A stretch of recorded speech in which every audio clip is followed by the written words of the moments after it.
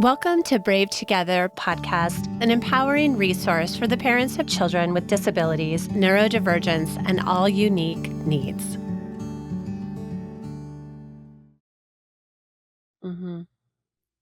I think for me, brave means what comes to me directly is standing alone in the storm.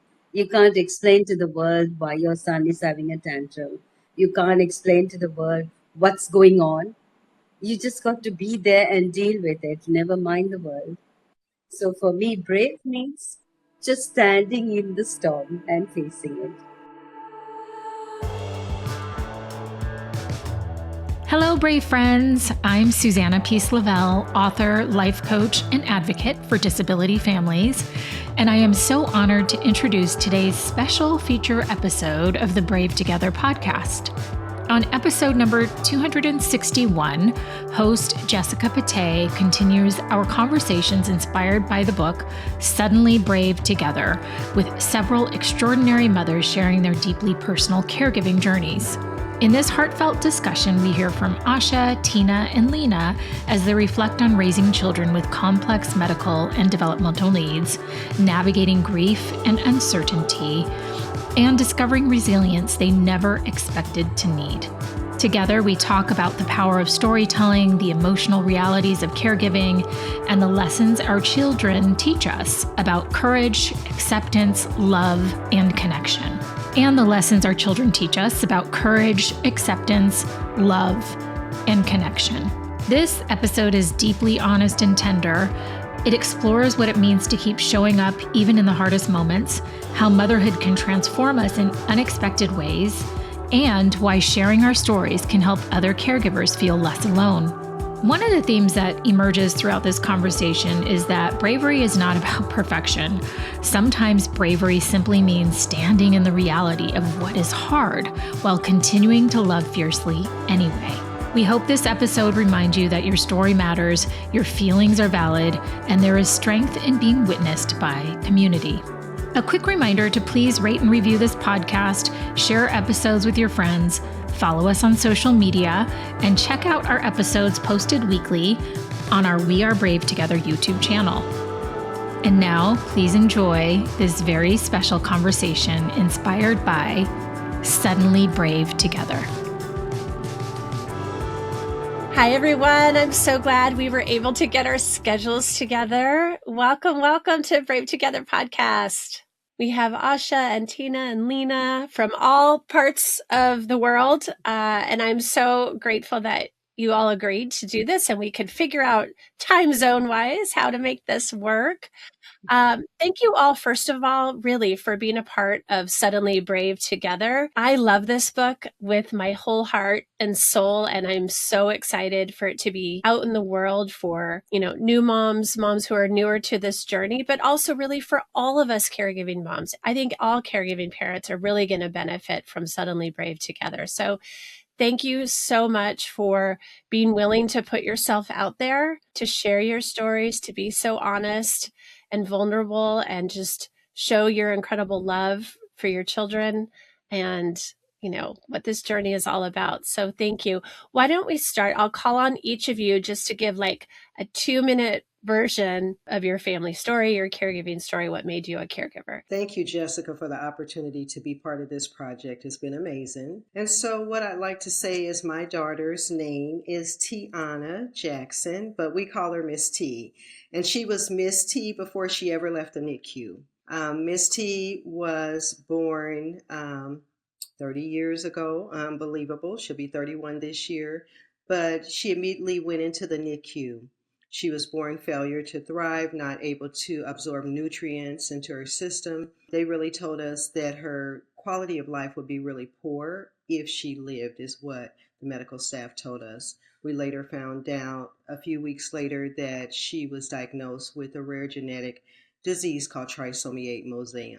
And so that comes with intellectual disabilities, physical conditions, and all of that. But I can say today, Tiana is thriving. Thank you. Beautiful. Asha. Okay, well, unexpected journey. My son was diagnosed with autism 22 years ago. Totally unexpected, totally unknown at that time what even autism was all about. He had all the features of what the diagnosis said. When the doctors just told me after they did the assessments that he has autism, my first question was, will he ever talk? Because until then he had not even said a word. And they just looked at me and said, no, he may never talk. And when I asked them about school, they said you might have to look for special needs schools. I felt, I think, like maybe the rug just pulled out of my feet. But what lies beneath is not the flow, but a abyss actually. That was how deep the punch was. But I know for a fact at that time, what I thought to myself was, it's okay, words are just one way of communication. I'm going to find some way that we will connect. I'm going to find a way that we are going to be able to, communicate. That was the start of the story. End of the 22 years, right now, my son is, in God's mercy, doing well. He's graduated.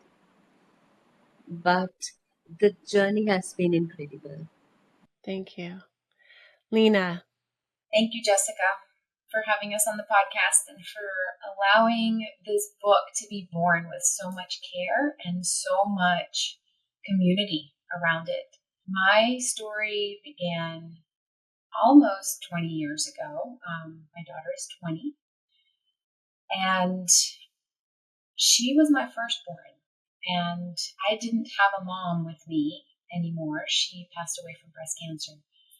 When she was born, there were some questions that I had about her development, and I didn't really have anyone to turn to from the grandmas and the aunts and the village, where we talk about having a village when you raise your children.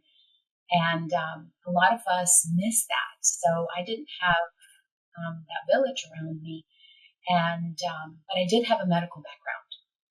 So I went to the doctors and I went into information overload. I started researching. I was the one that took copious notes, and I could probably still find all of those binders with all the things that I discovered that I could be looking at.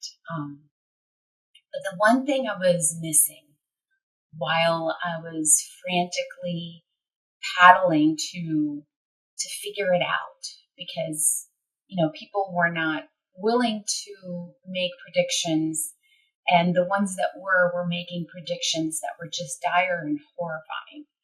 What I wanted, what I needed in that moment is not advice, not somebody to do more research, but another mom that is 10, 15, 20 years down the road. And I asked for that from my service providers that came into my house for speech therapy and occupational therapy. And they weren't able to connect me with anyone because of various reasons. And this is why this project is so meaningful, is that it gives someone what I was reaching for. My daughter was diagnosed with autism.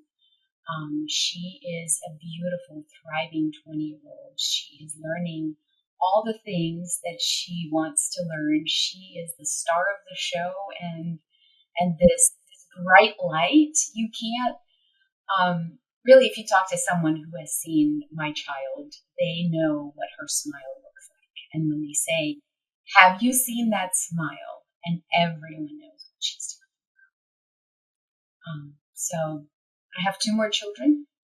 They came 2 years later and 4 years later from Catherine. And here we are. I can't believe it's been so many years.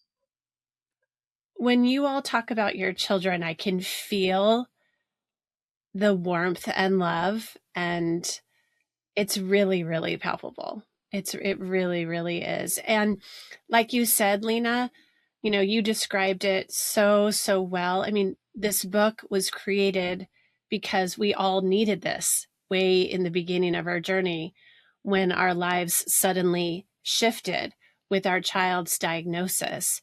And we just want to wrap around moms and parents with hope and love and care. And I see you and support, and I've gone before you, and I'm reaching across the universe to walk with you, in the pages of a book. That is definitely our hope. Lena, how would you answer, why storytelling is such a powerful tool for mothers raising kids, with complex needs? Wow, that's such a good question, because storytelling, if you really think about it, from ancient times, we didn't know how to write. In the very beginning, we didn't know how to speak yet, but the first thing that happened was this encoded information that is grounded in emotion and lived experience. That's storytelling to me. People gathered and passed that along from generation to generation. And when it comes to us, we are wired to be able to receive it. And for me, being able to tell the story from the heart, and as someone who values knowledge, I believe that knowledge becomes 100 times more powerful when you combine it with lived experience and emotion, because people are motivated to act on it. People are willing and able to put it into their lives instead of it just hanging out there as information. Did all of you find it easy to share and to write, like just to get thoughts and feelings out on paper, just to start? No, it was not easy. It was, I think, incredibly hard because perhaps we by nature tend to, close up painful memories. Mm-hmm. But then what prompted me basically to open again, to revisit that painful past, was the fact of knowing that perhaps that story might inspire someone else, might give the strength and courage for someone else to keep going. That's basically it. So even the most painful times, I just kept telling myself, this is going to help someone. Let's get going. Hmm. Thank you. Thank you so much for being willing. Because, yes, we asked you to go back in time and relive those emotions, relive those experiences. And some of you put, those in your stories, but nevertheless, the assignment was go back and imagine that. What did you need? What did you want to hear? What do you want to share with a newer mom? And so, yeah, you had to go back. And I can go back to the night we received the phone call from our pediatrician, just like that. I can see it. I can see Ryan in his red pajamas on my bed and going to scoop him up. And, I can pull up all those emotions like that. And it's been almost 23 years. It's just, thank you for being willing to go back. Tina, what do you hope that a reader feels as they're reading the book? Even being a more experienced mom, I have a lot of emotions coming out of reading those stories. But being a new mom, it's like I expect that reader to feel at home, like taking a front row seat, that there are other moms who have walked through the fire, who are walking through the fire, but we're still standing. This is something that can take you down, destroy you. But here in the book, there's so many gems of wisdom that comes out of it that says that you don't have to be destroyed by this. So again, for me, it's like a welcoming, coming home, sitting with sisters and friends that are on the journey with you, letting you know again that you are not alone. When you wrote this and you had to reflect back and look back, did it change the way you actually viewed your story? Now, 20 years later, 30 years later. It wasn't about changing what happened and even how I responded to it. It was changing the optics through which I saw myself in that day. Mm-hmm. More about looking at it as reality instead of some kind of a slow motion movie. That's what it felt like when it was happening. But looking back, it looks like reality. It feels like me, but I get the advantage of being me 18 years down the road from that moment and seeing all the versions that I became to get there. And it's almost like I want to go back and hug that woman back then. There's nothing I want to change about her, but I see her through different lenses now. Ooh, Lena, that was amazing. And a lot of what I was going to say too. So for me, seeing that girl back then, I was able to validate where she was in the process she went through and that she did the best job she could with what she was given. And now standing more so with experience and confidence, I'm so proud of her. I'm so proud of her. These stories are stories of transformation for sure. Our own, our children's. And I say, and we say often, I think, in this space, that our children are our greatest teachers. But when we're at the beginning of our journey, we're not thinking that way at all. We're thinking like, how can we fix, heal, intervene, provide, all the medical or, therapeutic interventions, for our child. We're researching, we're in a different headspace in the very, very beginning. And I think it takes some time to realize, oh, our children probably teach us more than we teach them. I love asking parents, what has your child taught you? So I would love for each of you to reflect on, one thing that your child has taught you along the way. As you were talking, Jessica, this image vividly jumped out into my mind, and I haven't thought of it for years. When we first showed up to our developmental pediatrician, and this was a drive, it was in a different town from where we lived. And in that room, exam room, while we were waiting for the doctor, he had a picture hanging on the wall. And it had some simple image. I don't remember the image, but it said, "Children with special needs come to teach us how to love." And as a mom, in that headspace of research, in that headspace of panic and uncertainty and turmoil, I looked at what it said and I couldn't see it. I could see strength that I've had to build in order to handle everything that was going towards me in that moment. I could see tenacity. I could see stubbornness. I could see all of those hard and heavy things that I felt like I had to hold up like a shield, but I couldn't see this teaching me how to love. Mm-hmm. And looking at it from the lens I have now, I see it because in an evolution of a woman and a mother, I believe that you have to go through all of those tenacious, hard things to get to the other side where you see love. Mm-hmm. And I don't believe that you can get there in the fullness of it unless you go through all those things. Mm-hmm. So true. I call Miss T a champion because all of what I've been through is because of all of what she's been through. It's really happened to her. I just have been there to support her. I have a saying that says that when she's good, I'm good. So when I have watched her go through the various procedures, the setbacks, all of that, and I see the contentedness that she has and how she's able to rise up above it, that is courage to me.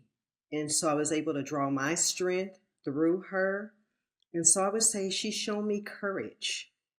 Time and time again, I would say courage. I love that. And I think, definitely all of us being in community, when we witness each other's courage and strength, and wisdom and love and resilience. It's so inspiring, but it's also beautiful when our children also inspire us as well. Yes. And Yes. again, that's not something that you're thinking at the beginning of your No. journey, because you're just No. in shock and worry Yes. and wonder and what if and fear. And, again, back to the book, this is why we've created this book, because we want to provide not a fire hose of information at the beginning of your journey. You can read each letter, one a month or every other month. It doesn't have to mean you sit down with it. But, it would have been helpful for somebody to say to me, your child is going to inspire you. Your child is going to teach you and mold you. The circumstances are going to mold you into a more beautiful, compassionate person. Asha, what would you share that your son has taught you? My son didn't talk well till he was about 4.5. And even after that, it took him a long time to basically get into conversation. So during that time, I guess we just had some form of communication. I could feel what he's going through. So sometimes the smallest thing would trigger a tantrum. But I could feel what's triggering this also I could feel. I know what's going on. The stories are endless, what we have been through, those experiences are endless. But what it really taught me was that, sometimes as people, we base all our relationships on words and emotions. And sometimes maybe someone may not be able to express themselves so much, may not be able to show how much, but that doesn't mean that they don't feel. So when it comes to especially kids with special needs, sometimes parents will be like, oh, he doesn't do this, or he, right while that child is just next to them, assuming that he doesn't understand or that she doesn't understand, but they do. And when it comes to everything we do with them, we need to realize that, words are just one way, but it doesn't mean that that's all they are feeling. No, the words are one layer only. Under that, there is so much more emotion, and when the kids don't are not able to put it out, the helplessness they feel, that's how painful it is for me even now. When I realize how much my son went through, I was with him throughout. I understood, but within society, when people assume he doesn't understand, the sadness and the helplessness he felt, it just hurts even now. It's so painful, and it helped me to learn that words and emotions are two things. People cannot maybe able to say everything, but doesn't mean that they don't feel, and we need to give that love and acceptance. Yeah, that really touches me, Asha. With kids, always presume competence. That's a phrase that gets thrown around. But just because a child struggles to communicate or cannot communicate verbally doesn't mean they don't understand, doesn't mean they're not taking everything in. We are given, I believe, an intuition. And I don't think I really understood that early on in my journey. I feel like that's something that I've become more attuned maybe in the last 5, 8 years as a mom, as a human.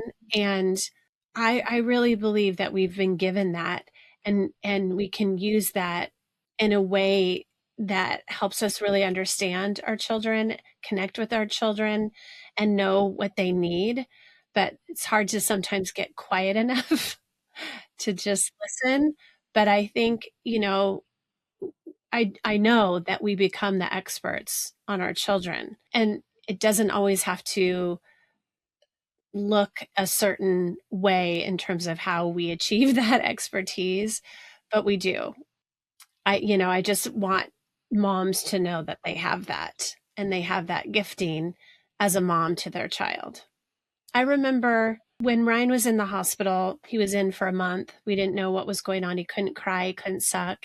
He had failure to thrive, hypotonia, he had breathing issues, et cetera, et cetera. And he was born on a Friday, which means there was no OT to work with him until Monday. So it was a very long first weekend in the hospital. But when she came in, it was so loving because she came in as a specialist in feeding. She was an OT that specialized in feeding. So she was trying to wake up Ryan's little mouth and his lips and his jaw. And there's like 1,000 things that go into feeding. And she said to me, you know, because you're already a mother, that Ryan doesn't have to nurse for you to bond and connect together. Because he could not nurse. He could not he couldn't even take a bottle at the time. That was so powerful for me. And so I share that story just because we do connect with our children. We have a beautiful, soulful connection with our children, no matter what, that is available to us. Who wants to answer what the title means to you? Suddenly, Brave Together. That's so true. That's so true. I would never have known there was a brave ounce in me. We were pushed into that situation and discovered suddenly that we seem to be pretty brave. I love the title, and the suddenly is such a fitting first word because Exactly. I believe that, life changes gradually many times. We watch that in the seasons and nature and all the places.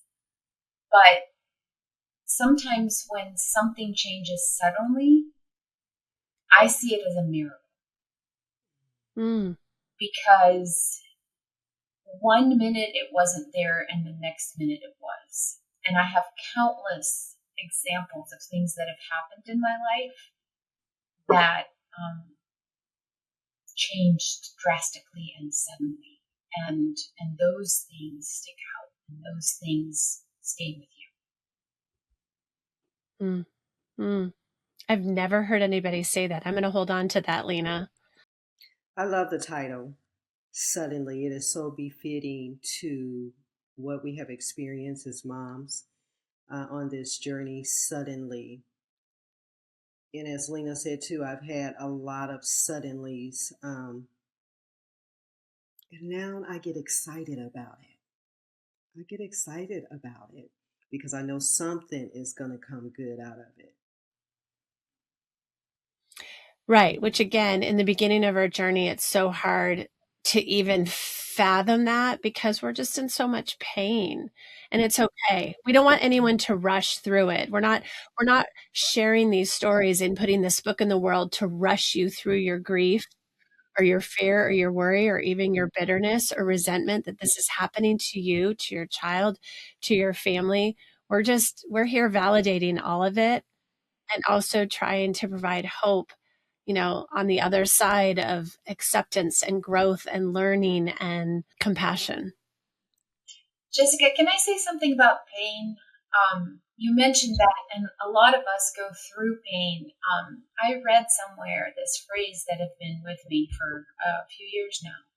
It's something about how, yes, some things in life are painful, like straight out painful. But we also, as humans, have a tendency of adding and multiplying that pain when we try to shove it away and pretend like it doesn't exist. Mm-hmm. So going back to what you just said, it is so important to live through it and try your best not to push it away and pretend like it's not there because you think it's going to help. That's so true. It's so true. And it comes out anyways. You shove it down and it comes out in some way. It's going to come up. It's going to bubble up. It's, like that image of that game where you're like hitting the, whatever it is, a mole or a squirrel or something, like you hit one and then one pops up, right? That silly like arcade game. And it's true. We shove it down and it's going to come out somewhere. It's going to hit us. It's going to hurt us. It's going to because it is meant to be felt and worked through. And it goes to the second word in the title of the book. Let's just be brave and take it as it comes. For me, suddenly brave came out as why it's so fittingly, suitable.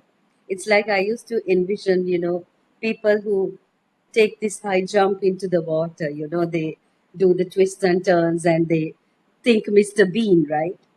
And then the thing is, before you jump into the water with that depth, you take a deep breath and get ready. You prepare yourself and then jump. So there's no sudden in it, it's planned. But to be in this situation, you were basically pushed there suddenly. There was no preparation. Right. So that's why this word suddenly brave seems so suitable to this. That's how I think it was too for all of us.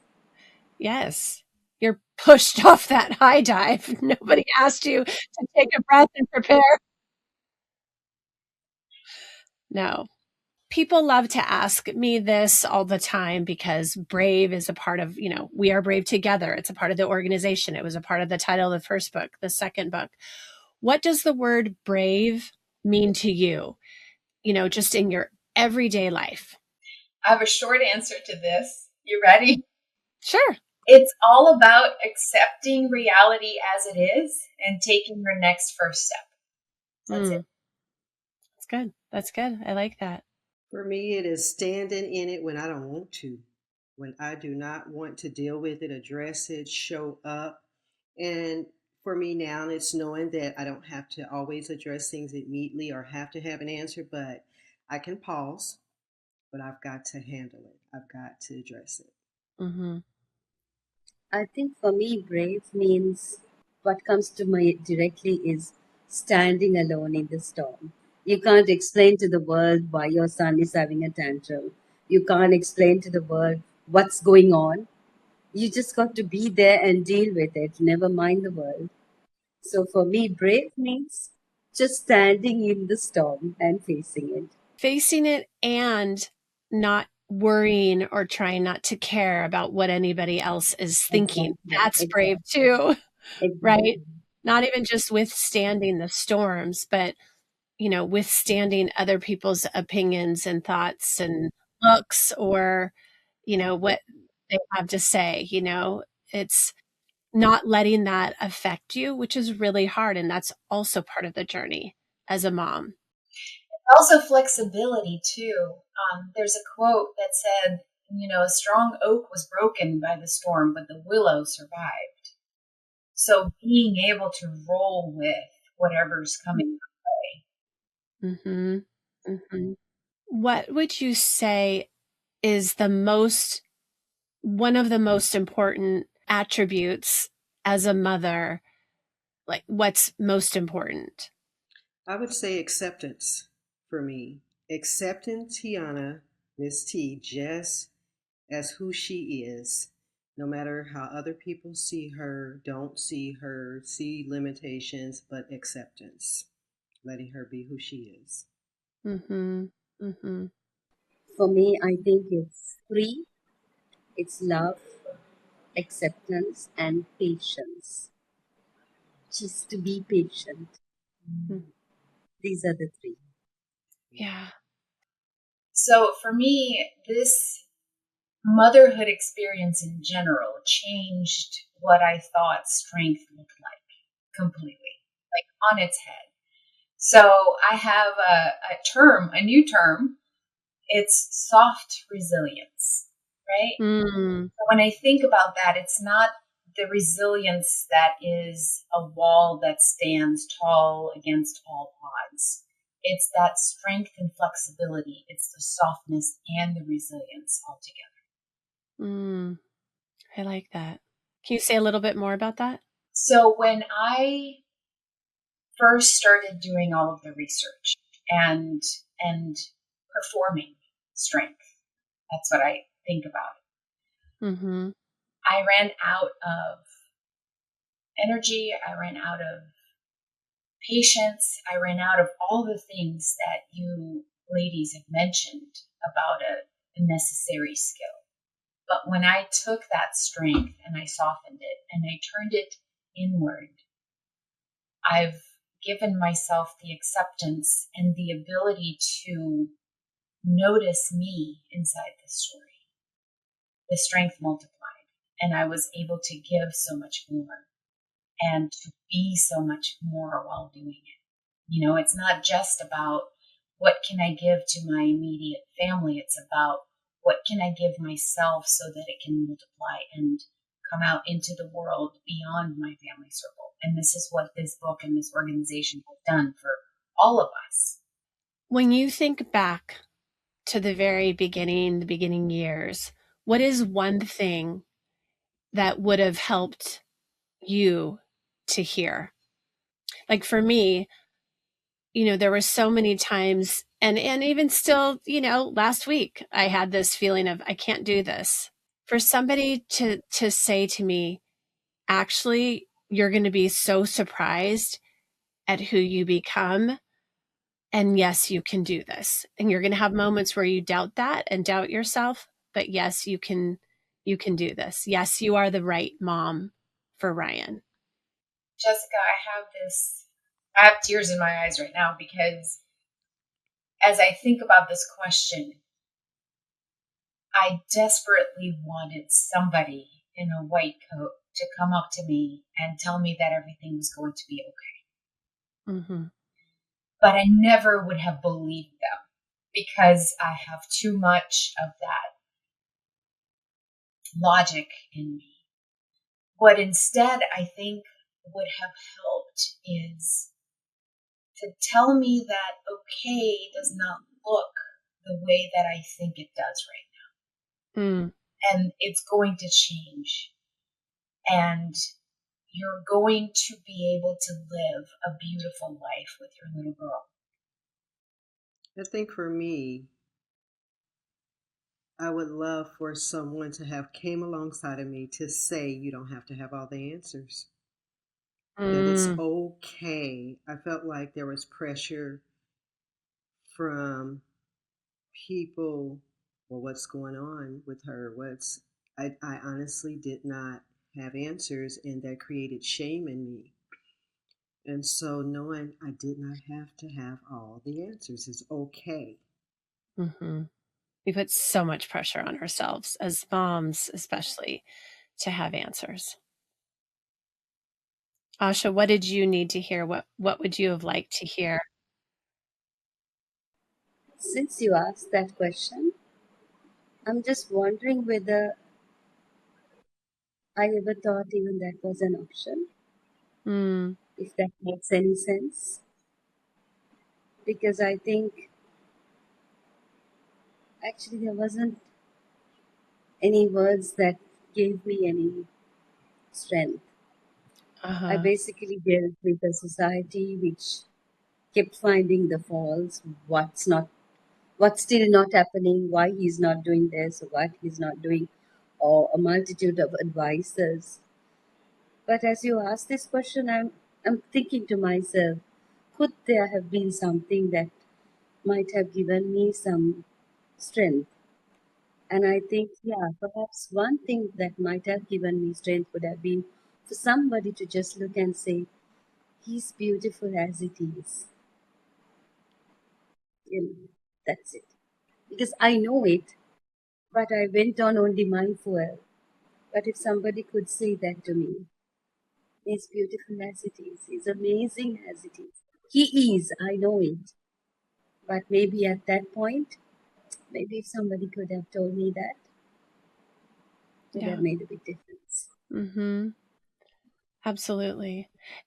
Because in the beginning of our journey, we are focused on everything that's going wrong, right? And also when you're trying to get services for your child, when you're, you know, entering the school district, whatever it is, you know, whether it's social services or the school district or both, you're having to emphasize every struggle, every, deficit, if you will, every challenge, everything they're not doing, all the milestones they're not hitting. And it's so, so painful for somebody to come in and just say, your child is beautiful as she is, as he is. Like, just to breathe that in and just to say that to yourself every day would be amazing. Okay, Asha. So the night Tiana was due to go home, I had a close friend come to the hospital, her and her husband, and she looks into where Tiana, excuse me, is lying. And she looks at me, and then she looks there again. She said, "Oh my gosh, you had me scared with all of what I had heard. Your baby is beautiful." And that made me feel so good. So I know exactly what you're saying. I think it's important to know that, our children's worth and beauty is not dependent on where they fall on the spectrum of their diagnosis or how well they're doing despite their diagnosis. And for those listening, I put air quotes around well. Our children have beauty and wisdom and worth because they exist. And the same for us as moms. We don't have to have, I love how you said that performative strength, Lena. We don't have to perform for everyone. Look how well I'm doing despite this really hard circumstance, right? Let's just be us. Let's just share how it really is. All parts of it, all sides of it. It's okay to show the days where we're really ready to run away. It's okay. It's okay.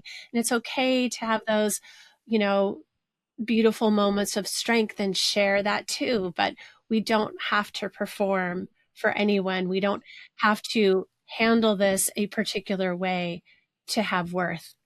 We have worth because we exist, because we breathe. Well, thank you all so much for coming on Brave Together podcast today. I really think we could sit here and talk for another hour. I would love to hear more of your journey, more details, more heart details. I love this so much. And I just thank you again for being a part of Suddenly Brave Together. Thanks so much for listening today. Do us a favor and leave us a review and a rating so that this podcast can get into the ears and the hearts of more and more moms. Did you know that Brave Together podcast is an extension of our nonprofit organization, We Are Brave Together? We Are Brave Together serves an international community of caregiving moms, offering support groups that are virtual and in person, educational resources, and low-cost weekend retreats all over the United States. We've also published 2 books. Our first anthology of caregiving stories entitled Becoming Brave Together, Heroic, Extraordinary Caregiving Stories from Mothers Hidden in Plain Sight, and our newest release, Suddenly Brave Together, Letters to Caregiving Moms at a Defining Moment in Their Lives. Both books offer stories of hope and transformation and encouragement and validation for every parent caregiver. To join us today, go to wearebravetogether.org. Our support and sisterhood awaits you. Brave Together podcast is for entertainment and education purposes only. It's not a substitute for professional care and should not be relied on for medical or mental health advice. The use of any content on our podcast, links, show notes, or on our website is to be done at your own personal risk. Please seek out a professional to assess your own medical or mental health concerns, because we are all beautifully complex and the content of this podcast is for a broad audience.